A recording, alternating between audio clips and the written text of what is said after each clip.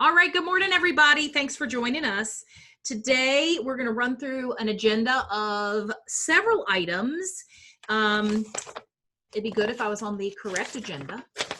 So the first thing we're going to talk about today is building your business and motivating yourself and finding new ideas and finding inspiration from real estate groups that are on Facebook or Instagram. And additionally, coaching, what does that look like? Should you have a coach? And then we're going to go on to talk about closing gifts and closing gift ideas, and what is price fixing. So let's start with chatting about real estate groups on Facebook. So I want you to belong to real estate groups on Facebook. Outside of obviously I want you to belong to the Wainwright Facebook group. And if you go back to the invitation for this, not the invitation, but the email you received from me last night that was talking about us having this today, and it would have had my photo on it, then at the very bottom of that invitation is a little Facebook button. And if you click that little Facebook button, it'll take you to our Facebook group. And that is only for Wainwright agents. And we share things in there. We ask questions in there. We offer to work open houses. We offer all sorts of information and advice and things that are working for us. And it's just a great, essentially, bulletin board for the firm. And I have really enjoyed watching that. I've really enjoyed watching the agents interact with each other on there, asking for plumbers, asking for electricians, asking for recommendations. It's worked exactly like we wanted it to work. It's also a place for Donna and Jennifer and myself to share upcoming events, to share things that RVAR have shared, things that NAR have shared, and it gives us a place to sort of post that for everyone to see, in addition to our usual emails that we send out.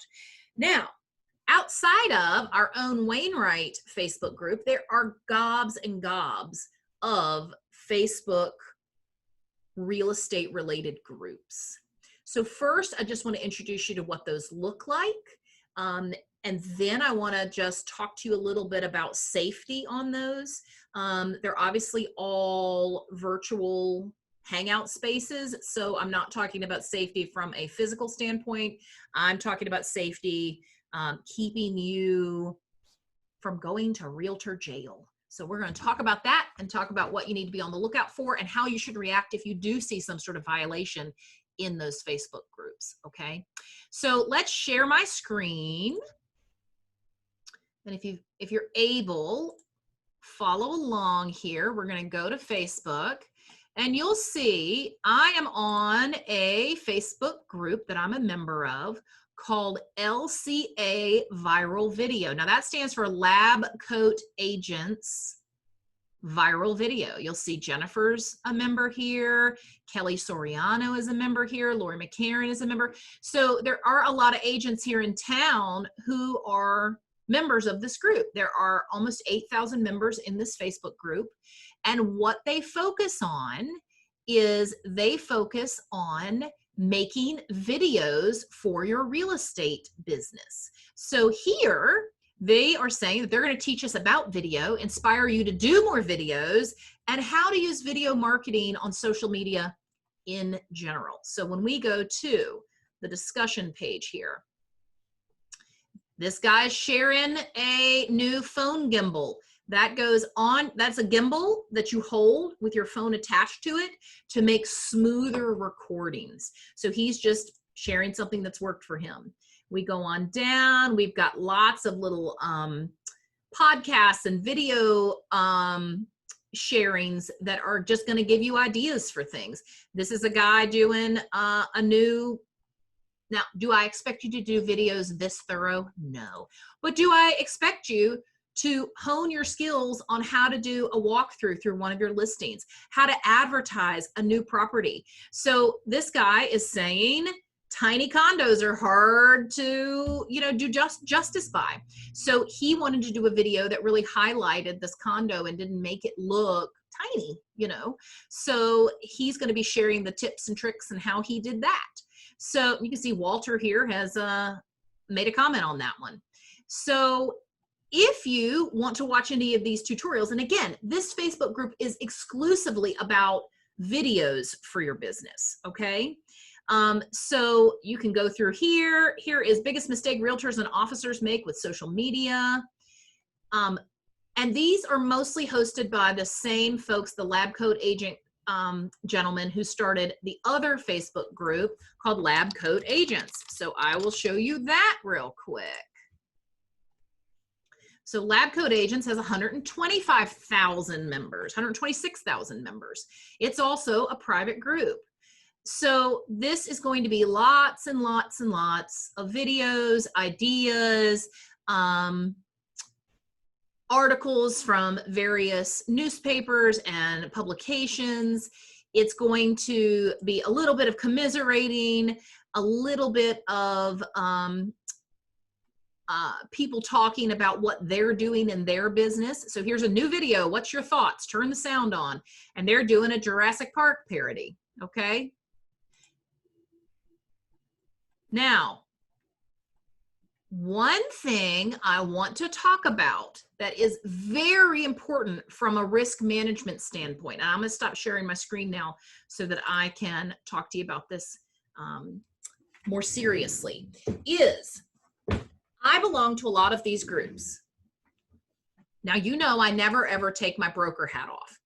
So when I see something, a conversation going on in these Facebook groups that I think is getting dangerously close to an antitrust violation, I make sure to speak up, okay? So I am positive that Facebook is tracking everywhere I go on Facebook. There's going to be a record of everything I've ever visited, anything I've probably hovered on or spent more than 2 seconds perusing. There's going to be a record of it. So I want to talk about antitrust and antitrust violations. Anytime we are all, as Laura Benjamin would say, deputized to speak up when we see an antitrust violation happening. Now, an antitrust violation is when a group that is not at the same firm, okay? If today I say our whole firm is no longer going to be advertising with XYZ, whatever company that is, I can say that because I'm saying it to my own firm, and I can make that rule at my own firm. Now, y'all know me. I don't do that. You use whoever you want to use. But within a firm, you can decide what the business practices are going to be. When parties from more than one firm talk about business practices, they need to be incredibly careful, okay? Anytime the conversation turns to, hey, why don't we all this, or why don't we all not use them? Then you're getting into antitrust. Essentially, you're saying, why don't we all get together and do this, that, or the other, okay? That is not good, okay? I was sitting in a broker's breakfast probably 2 years ago, and I will never forget because I was sitting right next to another big broker here in town, and another broker from a smaller firm started talking about that company that starts with a Z and was just starting to complain about that company that website that starts with a Z, and started saying things like, well, don't the brokers have any say? And why don't we all? And I could see the other tuned in brokers getting very agitated. And the one next to me, as I was opening my mouth, the one next to me said, I'm very uncomfortable with this conversation and I think it should stop now. Because what would happen if coincidentally the next month, that website that starts with a Z made some changes to how they display things, and each individual broker decided, you know what, I don't know that I want to send my feed there anymore. Well, the unintended consequence would be that everybody who happened to be in that meeting decided not to participate anymore on that website. Well, that could very much turn into an antitrust violation, even if that's not how it came about, okay? And there was a very famous, Thank you, Donna. Good morning, Daddy. There was a very famous lawsuit that came out where 3 brokers from outside of this area went to breakfast one morning and they all said, hey, let's stop using such and such newspaper. They're charging too much. Let's just stop using them. And within 3 months, all 3 of those firms stopped using that newspaper for advertising. Well, a gigantic lawsuit came out of that because those 3 brokers got together and decided not to impact another business negatively through their actions. Now, if each one had decided to do that all on their own without that conversation having taken place, then there's no antitrust violation. I can make decisions every day for my firm, but you can't get together with other firms or get together with other agents and make decisions for your business practices, okay? What I see in some of these forums is I see some talk start in it's always the comment section, always. And the comment section will start going down a path that is borderline into antitrust. It's not that anyone's trying to commit an antitrust violation. They're just asking genuine questions and people are weighing in with their answers. I will always ask you to take a beat before you make a comment on a public forum, okay? So please, please take a second, take a breather, think about what your response is going to be, okay? Before you make your response.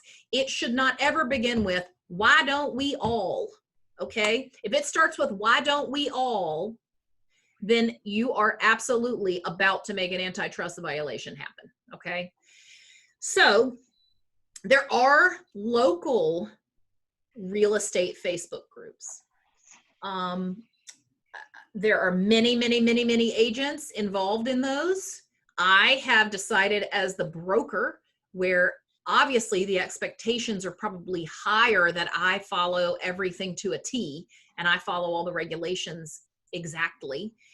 I have chosen not to be involved in any of the local Facebook real estate related groups, just because that really is very, very local. That's me not only chatting around or participating with other firms, but other firms that I do business with. So I have chosen not to be members of those. And that did come from, I was briefly in one and I saw an antitrust thing happening and I made a little comment and then I left the group, went ahead and terminated my membership with that group.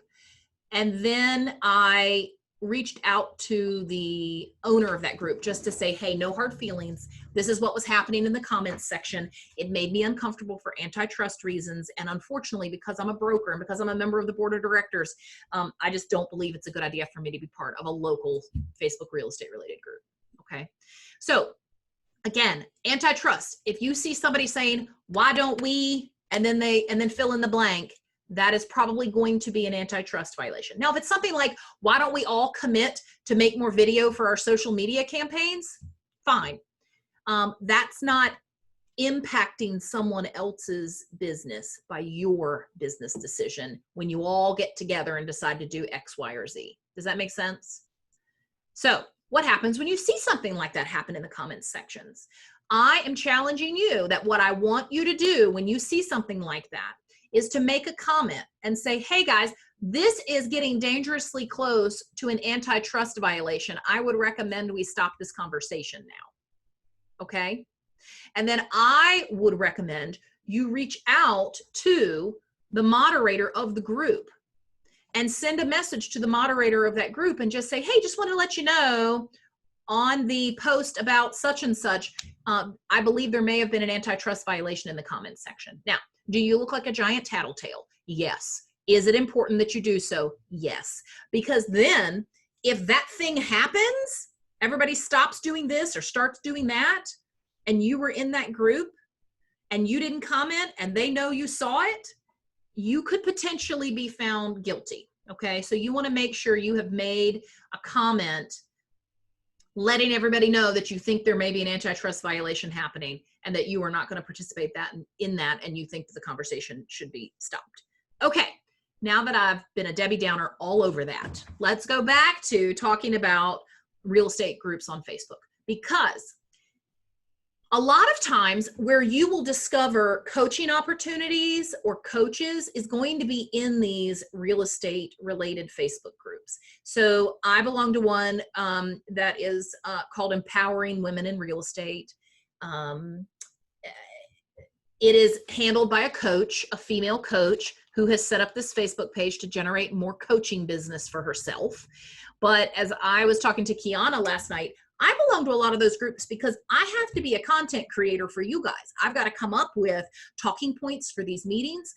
I need to be fresh on what's happening in social media and what type of advertising avenues people are using. So I want to be consuming as much content online as I can and then bringing it to you guys. Okay. So I belong to a lot of these Facebook groups selfishly, so I can come up with talking points for you guys. But I will tell you, an opportunity just came up. I was on that group. The coach who leads that group, as a reward for us getting to a certain number of people in the group, she decided to offer her coaching services for free to everybody in the group who signed up for it for about 2 months. So I went ahead and signed up for it. I'm going to sample her coaching. I'm a broker, but I'm also a real estate agent. So obviously this is going to be speaking to my real estate sales and my real estate sales business, not being a broker. But I just was kind of interested to see what sort of content she's providing, what sort of resources she's providing. She immediately sent out a transaction checklist just as a free resource for everybody. I did find out that were I to decide to stay on as a coaching customer of hers, then it would be $59 a month. So she would charge me $59 a month, and that would include a host of opportunities and resources that she'd be making available. It's very common in coaching programs for there to be like a power hour once a week where you're on the phone or on a Zoom call like this with a large number of the coaching customers, and the coach is going to be running through challenges and accountability and making goal setting for each one of the members in the group. You also might be invited to join a private Facebook group that is only for the paid coaching customers. Now, I will say that's not for everybody. It can be expensive. It can be very effective, but it's tricky to figure out what is one that's going to be effective for you. And there are pros and cons to all types of them. So perhaps if you're in a smaller, maybe upstart coaching program, you're maybe going to get a little more one-on-one attention, a little more customized attention because they don't have as many customers. However, you are taking a risk on an upstart, right? You don't know their content. You don't know how developed the program is. I liken it to the poor agents who signed on with us the first 5 years we were in business. I didn't know what I was doing. Admittedly, I didn't have resources. I didn't have training checklists. I barely had a training program. So, people took a chance on us early on and learned with me, or in the case of like Samantha knew way more than me when she came to work with us. I learned quickly, thankfully. And a lot of times I learned from Samantha, and contrast that to agents who are signing on now, and I already have training manuals, I already have a training program, I already have these Zoom calls going. So it's just a world of difference. So you are going to find that coaching programs are the same. You're going to find some that are newer and less developed, and there are going to be some, like Amy has just completed the Tony Robbins program. Have you completed it yet, Amy? Yes, I did. Yeah, and I'm actually doing the Tom Ferry Summit next week. Cool. So yeah, and his Tony Robbins and Joseph McClellan III is going to be a speaker. So that'll be kind of cool. So Amy, that one's not, Tom Ferry is specifically real estate related. Obviously, Tony Robbins is not necessarily real estate related. It's more about life coaching. And she's completed those, and I'm sure she'd tell you that they were very beneficial and she got a lot out of them. It depends on where you are in life. It depends on what speaks to you. You can do any scale. $59 a month for a coach, for a real estate coach, I do not think is terribly expensive. However, you have to judge that by what content are you getting, what resources are you getting. I see our very youngest real estate agent has joined us. Hello, Conley Alma Jean. So, coaching, is it for you or not? It's got to be a personal decision. Got to be whether you, and try it out. Again, you might be able to belong to some of these coaches online, their private Facebook page without actually becoming a member. Obviously, they're going to give you teasers, little bits of resources because they want you obviously to enroll in their program and receive their premium materials. However, you can learn lots from being part of their Facebook group and just watching what they're offering for free. There are two coaches named Danny and Carrie Scholl. They are they have a team and are highly successful real estate agents. They have a coaching program, but I don't pay for the coaching program. I just enrolled in their emails, again, for content creation for me, to spark ideas in me as to what I want to talk to you guys about. And then they also have a podcast. So you can listen to the podcasts for free. And the podcast, they have guest speakers. All of those types of things can help inspire you. In the morning, when I'm getting ready and I've got 15 minutes, where I'm getting dressed and getting ready for the day and getting my thoughts about me, I may put on a few minutes of a podcast. It may be real estate related. It may not be, but it may be a TED Talk. It could be whatever. But that's a very quick, easy way, or in the car on the way to the office, to just put on a 15-minute podcast about real estate. And I promise you, you will feel a little more inspired. You'll feel a little more motivated and a little more jazzed up to work on your business. Okay. Has anybody been involved in any sort of coaching before? Okay. Well, go ahead and check it out if you want. Join a Facebook group that has to do with that, and just try it out and see what you think. I definitely would not recommend you jump into paying right away. There's a lot you can get out of those groups without paying, and use that first. And then because what you want to do is you want to find a coach that you connect with, right? And additionally, I'm happy to be your coach. I mean, that's basically what I'm doing, right? I'm providing resources. Jennifer and Donna are as well. We're happy to be your cheerleaders, happy to provide you resources and point you in the right direction. So if you have a specific need, something you're really looking for, like you said, hey, Ashley, how do I get better at my Facebook Live videos? Well, I'm probably going to point you to that viral video Facebook group so that you can go on there and see what other people have been doing on Facebook Live videos and get ideas from that. Okay. So we have a ton of resources and knowledge available, that you just need to ask us, and we'll let you know where we can point you. Now, I want to go back to antitrust violations, because price fixing is another one I want you to watch for. So if you've ever wondered, the reason why when we're in a listing appointment and the seller says, well, I see you charge 6% for brokerage, for commission. Does everybody charge 6%? The reason why you do not say yes is called price fixing. Price fixing is where you are misleading the general public that there is a certain price that people charge for brokerage. Okay. There is not. There are real estate companies in town where their entire business model is based on a brokerage that is less than 6%. Now, I'm sitting here with you, my real estate agents. To my real estate agents, I may say, Wainwright charges 6% for listings. That is what our firm charges. And when I'm asked that question in a listing appointment, I say, my firm charges 6% for listings. Let me tell you what we're going to deliver to you for that 6% listing fee. And I go right into essentially what value they're getting for that 6% brokerage, what I'm going to do for that. And my task, hello, Mason, welcome to the real estate Zoom page. What we're going to be doing is I'm going to detail every single thing that I'm going to be doing for them for that 6% brokerage. And by doing that, my goal is at the end of that, they're going to think 6% sounds like a bargain, right? And if they were even on the fence at listing it themselves as a FSBO, I'm going to have overwhelmed them with the service I will be delivering and the resources I will be delivering in order to market their home, that they think There is no way we can sell this house ourselves. Okay. That's my goal. So I'm not going to be in a position where I'm defending my 6%. I'm going to be in a position where I am showing them the value in the 6% that I'm asking for. But I'm not going to say, oh, yes, yes, yes, everybody charges 6%, because they don't. That's a lie. And it's also called price fixing. And you cannot say that.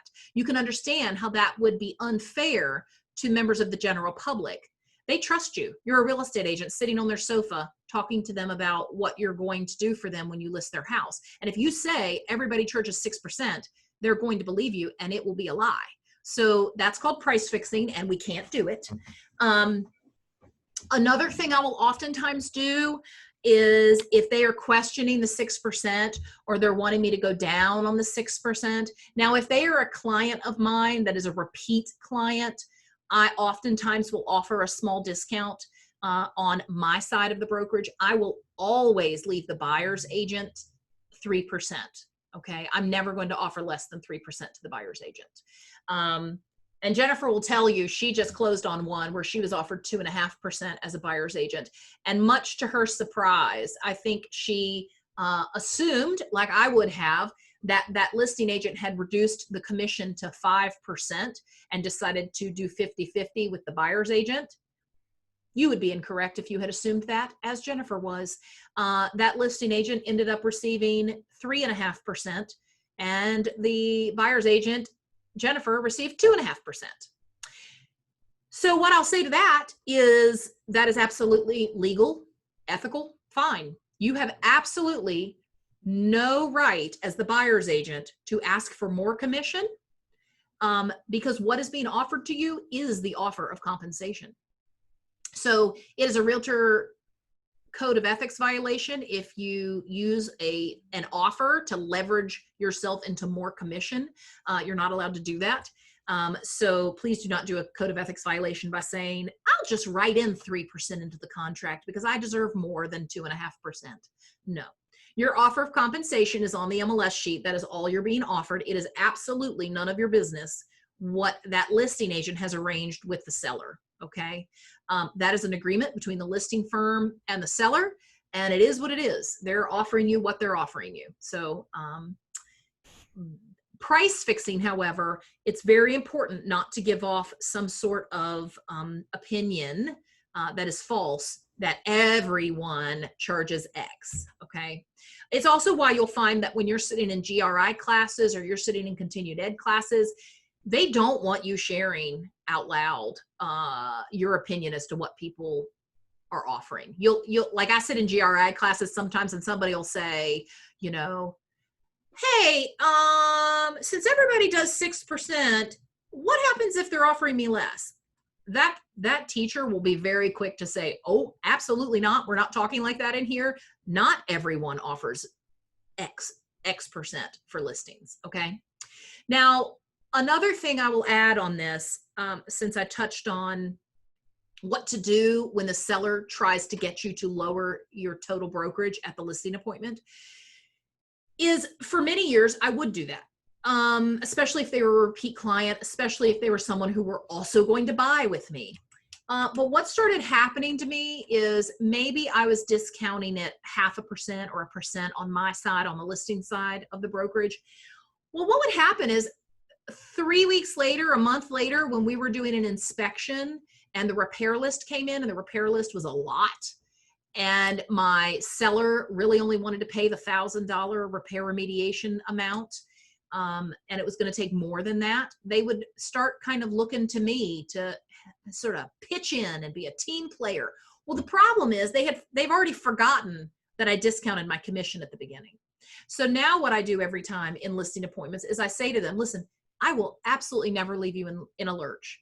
But if I discount my commission now and I give you some help up front right now, I really can't help you when we're at crunch time, when we're at the closing table and there's a problem, when we're looking at the repair list and it's more than you're able to financially handle. I'm not able to help you then because I've discounted up front what the commission's going to be. So instead, I promise you, I will never let a little amount of money stand in the way of you closing on your house. So I'd like to make myself available to be able to help later. Okay. And they have always agreed. And what has ended up happening is instead of discounting my commission by 1% or a half of a percent, which can be thousands of dollars, instead, I end up picking up a home warranty program for $550 for the buyer. Or I end up chipping in and maybe paying for a termite treatment that's $180. Okay. That's still very well received. And I absolutely look like a team player, but I'm going to pay a lot less money towards that type of assistance than I am when I discount my commission 0.5% or 1%. I'll argue that when you're doing 0.5% or 1%, it doesn't have as much impact on them because it's still fantasy money. But when you're at the point where they're needing a termite treatment done, that's real money. That money is going to be due in 2 days when the termite treatment is completed. So to me, it even translates with more goodwill later when there's an actual problem you're correcting, rather than them bargain shopping you at the beginning. Okay. And if you have done your listing presentation well, and you have presented all the ways in which you're going to market their home and get it sold, they're going to have confidence and they're going to move forward with you. And again, we're talking about fantasy money because their house isn't even on the market yet. So they likely are not going to push too hard on that brokerage. Okay. Any questions about any of that? We've all been in that position if we've been doing real estate any length of time at all. Questions? Okay. Then we're going to move on to closing gifts. And this is where I will ask everyone to participate because I know almost everyone on this call has given a closing gift at some point. I'll tell you, for me, recently, what I've been doing for my sellers when I sell their home, I always have professional photos done. So what I've been doing is as soon as I have it listed, I'm loading those photos, the professional photos, onto Vistaprint, and I'm using just the computer generated photo book software. So I don't even do anything. It just goes ahead and makes a book for me. And so then I let it sit in my cart until Vistaprint sends me a coupon, because about every 2-3 weeks, Vistaprint will send me a coupon for 30%, 40% off one item. And I already have it made and I already have it sitting in my shopping cart on Vistaprint because usually those coupon codes are only good for the day and I don't have time to make the book and get it bought. So I let it just sit in my shopping cart. And when I get the discount, I have one of these 8.5 by 11 photo books made. So it's made with the professional photos. It ends up costing me about $30. And what I like about these, especially if they have kids, is I'm able to send them with a book that later the kids can look back and take a look at their bedroom, you know, and remember their house and remember the front porch, you know. So here's the page with the kiddos' room. You know, she's little, she's 3. This is going to help her remember her previous house later when they're older. And I have the address printed on the spine. And in this case, I put home of the Saunders, and then I put the address on there. So these are very, very well received. Even if they just go on the bookshelf and the kids pull them down every so often, they really are nice for later. I know, like, my big kids remember our old house. My 8-year-olds don't remember much about our old house. You know, they remember some things, but looking through the photo book, they're going to remember way more. So that's something I do. And then I additionally will probably put it in a gift basket and put some candy and some whatever in there as well. So I try to customize it to the client because it just means a little more if it's, you know, and I had some clients close on a house a couple of months ago, and they have 1 kiddo. So I made him his own basket. And I zipped into Michael's or Joann Fabrics, one of them, and I got one of those big letters. It was the first initial of his name. It was just a cardboard letter of his name, and I kind of tucked that down in the basket too. So anything you can do like that will just make it more customized and a little more thoughtful. Anybody else want to share what they've done in the past? Samantha, Jennifer, can I put somebody on the spot? I'll say what I do. Please, Amy.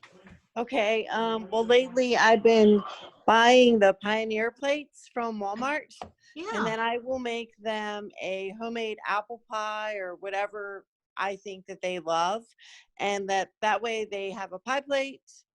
So every time they make a pie, maybe they'll think of me, That's and awesome. that's what I do because I think gift cards are just too impersonal. They are. They're easy because you can, mail them off easily, right? But for that closing gift, you're right. You want something that they will use again and again. And what a very thoughtful and inexpensive closing gift. That's great. I mean, nobody wants to break the bank and spend hundreds of dollars on a closing gift. That's excellent, excellent idea. Jennifer. So I do the boring gift card, and it's to Lowe's or Home Depot to change the locks on the house. Ah, smart. So when I do my card, I just write on there, hey, this is to change your locks. So that's pretty cool. Depending on how many locks there are is how much I give them on a gift card. So boring. No. I think that's a great idea. Yeah, it is. I love that. Cool. Because sometimes people don't like homemade pies. So I think that's a fabulous idea. Maybe not during coronavirus. No, definitely not. Yep. Samantha, what do you typically do as a thank you to your clients, if you don't mind me putting you on the spot and asking?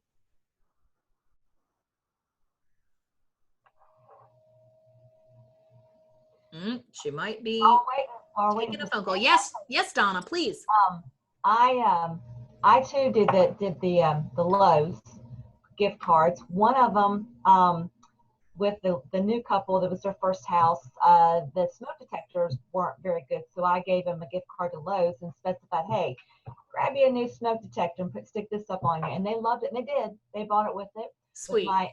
With my one that closed in March, he and I just got to be really good friends and everything. And I got him a bottle of wine, and then there were a couple of lamps that he'd been showing me. He was looking at, loved to decorate, so they were at Lowe's, and I gave him a gift card. I said, hey, get your lamps.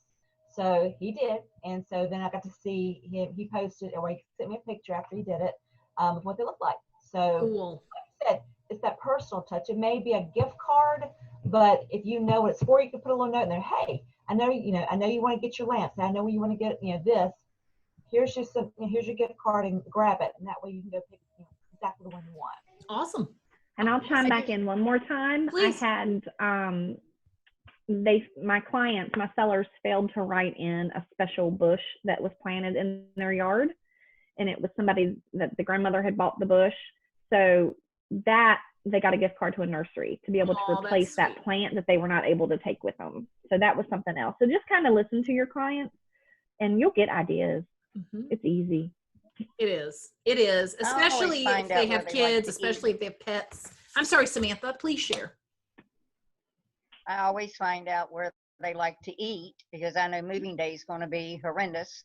So I always get a gift card to someplace that they like to eat.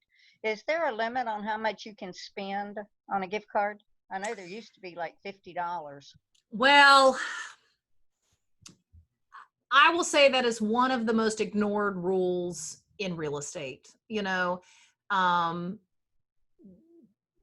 would say don't worry about that until we see that starting to be a problem where because sometimes if it's a repeat client, yes, repeat buyer, and I know the house needs work, I'll buy them a home warranty or split a home warranty with them. Right. I think that's a very generous gift. Absolutely. All right. Who has questions about that? Anybody? We'll move on to our Get Business Quick idea, and I'll let you guys get on with your day. So I'm running out of Get Business Quick ideas. I'm gonna have to move it to Get Business Ideas. But what I would say for Get Business Quick is shadowing. If you have not shadowed another agent, please do so. That can be to go to a home inspection. That can be to work an open house with them. That can be just going and sitting beside them at a listing appointment. These are all things that we all go into blind unless we have shadowed someone. And almost every agent I have ever met in this business would welcome someone to come along and ride around with them and go look at houses and job shadow them in a way. So I cannot imagine an agent telling you no. So please consider job shadowing. People would consider it a compliment if you asked them if you could come job shadow with them. And if you need an idea of someone, or you want me to find you someone that would allow you to buddy up with them and shadow them a little bit, just let me know. I'm happy to do that. I think it's very critical for you to get your feet wet through the lens of another real estate agent. I bet if I went with Samantha to an open house, I'm going to learn something. Samantha's certainly not going to run an open house the same way I would run an open house, and vice versa. So it's all about sharing those ideas and sharing our experiences. So don't hesitate to reach out to me if you'd like to do some job shadowing. Who has any new topics or questions? I'm going to stop recording right now, but then we can chat a little bit.